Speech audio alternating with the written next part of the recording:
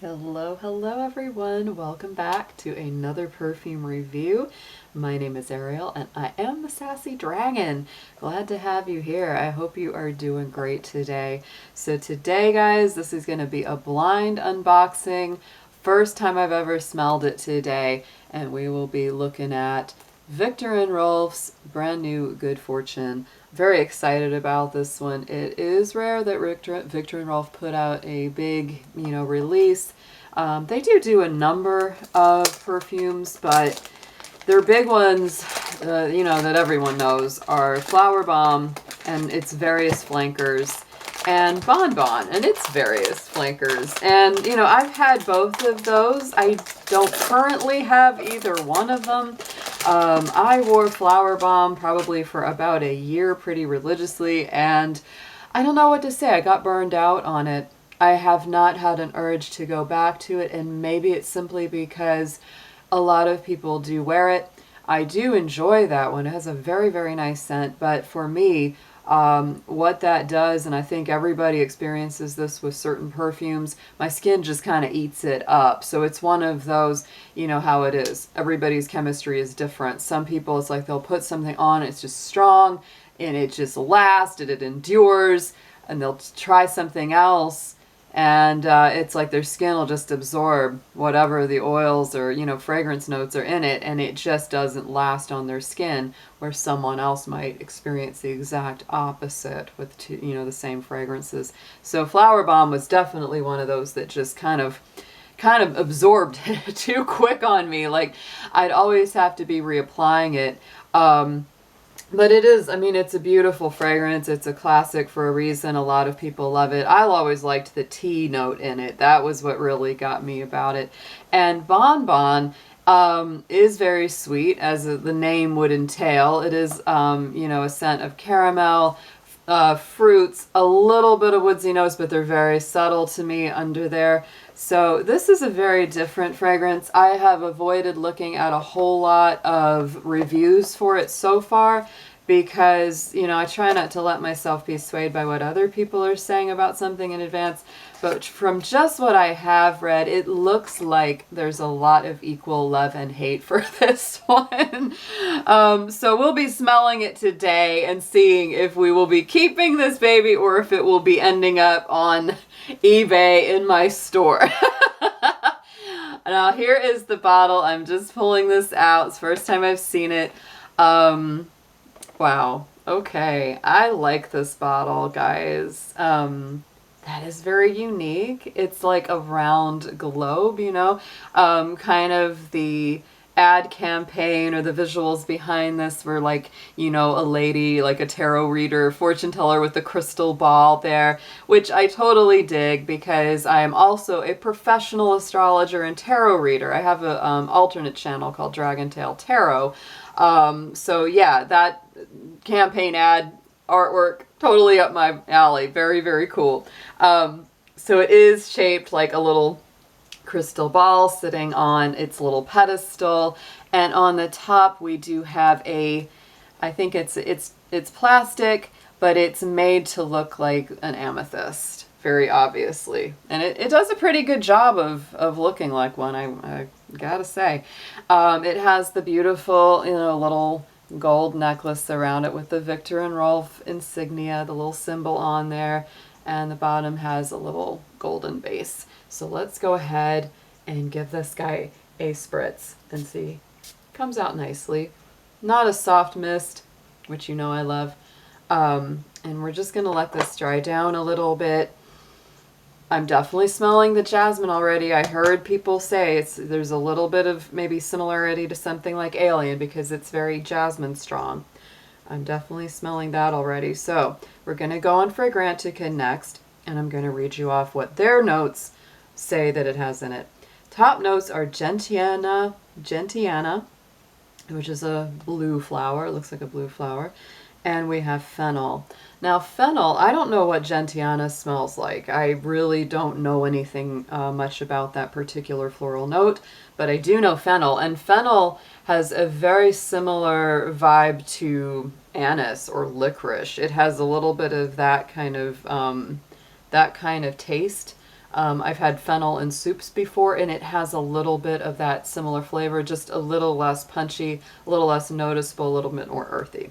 Right in the middle note is the jasmine, and they do make a big deal about the jasmine here, saying that this is a jasmine super infusion, blah da da da da da da, and it has in the base a Madagascar vanilla. A captivating bourbon vanilla, they say, sits quietly in the base. All right, so let's see what we think about this. Oh, it's definite. The jasmine is actually really what hits me first.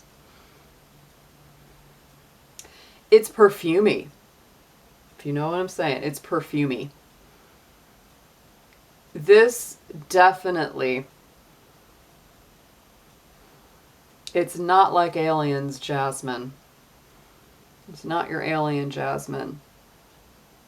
The more I smell it, the more the jasmine becomes infused into the whole. I know the vanilla's got to be there, but this is not, for me, a perfume that is screaming vanilla. Maybe as it dries down, since that is in the base note, is what you're going to smell more. Because right at the top, in the mid for sure, like that's what really comes out in the front. I'm not really getting the fennel, because I don't smell licoricey, anisey type, notes, which I usually associate with fennel. This to me, I don't know yet, guys. I gotta give this one a minute. We're gonna let this dry down. I can tell right away that the strength is nice. Like this smells, the way this one feels, it's strong. And it feels like it's got that, when I rub it, it's a little bit oily. This is gonna last. This is probably gonna last better than a lot of the Viktor and Rolf's on me, because I can just tell by that slightly oily feeling. You can always tell, like when you rub it just slightly, if it feels just a little oily or a little bit emollient, you can tell that there's a nice concentration of oils in it. Definitely perfumey. This to me is a classic floral. There almost smells like there's some tuberose in it. Yeah. It almost, yeah, oh yeah. It almost feels more tuberose than jasmine to me now at this point. At the very first blast, the first sniff, I was really getting that hit of the jasmine, which honestly was very nice because it felt like a very fresh, realistic jasmine. But now the more I'm smelling it, it's getting more tuberose-y. And that's not a bad thing. If you love tuberose, you might really enjoy that. For me, I'm really on the fence with tuberose. I love it, but it doesn't always love me.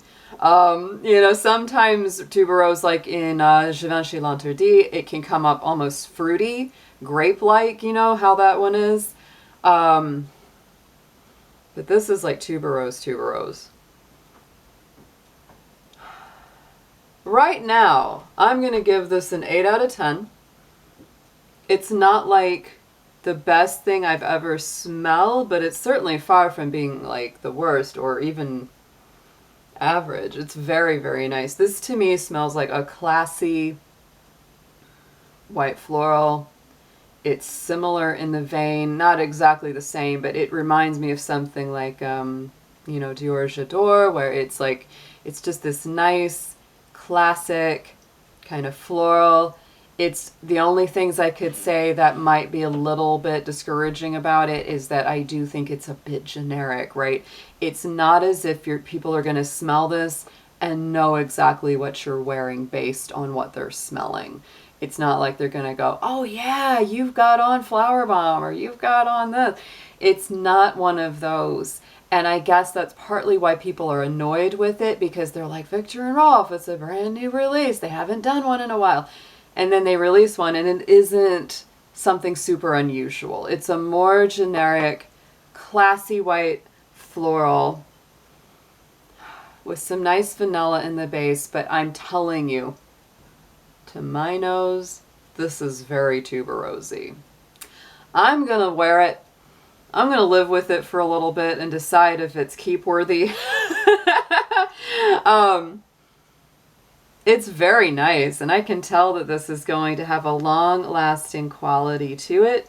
I can repost in the comments. Sometimes I update, you know, about what I think about the longevity, because honestly, it takes a little longer than a short perfume review to really get a deep idea of what the longevity is. But yeah, I mean, this to me, that's why, like, even in the trend, like, you know, Fragrantica will show the trend, and this looks like when this came out last month, they went way up, and then it's gone way down, because I think that for a lot of people, they're smelling this and going, it's perfume. It's, you know, it's not anything that's gonna stand out huge from the crowd. But perfume doesn't always have to. To me, this is just a very pleasant, you know, it's a nice, soft, jasmine-y tuberose with the vanilla in the base. For me, this kind of feels like you could wear this at any time of day. This would not be inappropriate for day, night, and it seems to kind of defy seasons as well. I could see you wearing this in the winter, summer, spring, autumn. You know, I don't really associate perfumes with seasons or times of day always, but this one feels like it could kind of go anywhere. It's not like a Chanel, but in that respect, it's a little bit, it's classic. This is a classic perfume. Some people are just going to be bored by it. Some people are going to say it covers the bases, it lasts all day. It has that very pleasant floral with the vanilla dry down, with just a little bit of something undefinable with the Gentiana and the Fennel. So, good fortune. I don't mind it. The bottle is beautiful. It's a gorgeous idea. And if you're looking for a, you know, kind of wear anywhere classic white floral, and you like jasmine tuberose smells, you know, with some vanilla in the dry down, sounds good to me. Enjoy it, and I hope you all have some very good fortune out there, whether you buy this perfume or not. Take care, guys. I'll talk to you soon.